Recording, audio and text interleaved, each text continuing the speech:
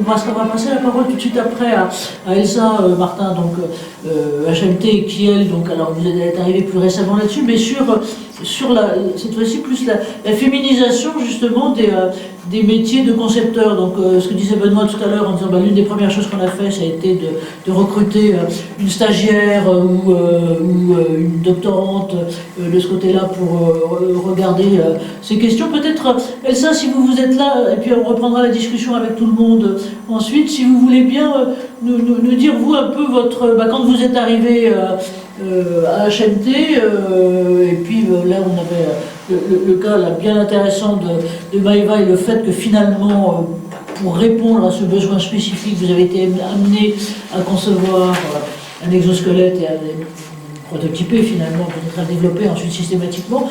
Comment vous voyez les choses, Elsa ?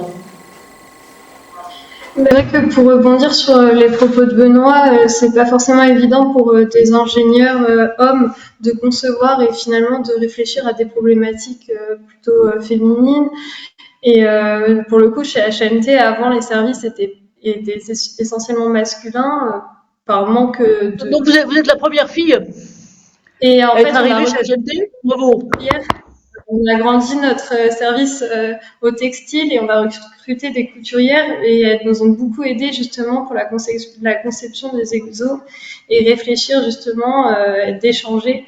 Et elles nous ont apporté une réflexion qu'avaient pas forcément les ingénieurs et le fait de réfléchir à plusieurs et notamment de différents sexes sur l'exosquelette et sa conception, ça a été vraiment intéressant et enrichissant et c'est ce qui a permis justement de trouver une solution pour Maëva qui répondait à la fois à ses problématiques métiers et à ses gabarits, parce que c'est vrai que souvent, notamment auparavant, les exosquelettes étaient conçus sur un physique homme moyen, mais ça pose la question des femmes et quel est le physique femme moyenne.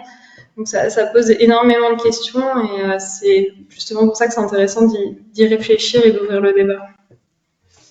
Merci de tout ça. Alors.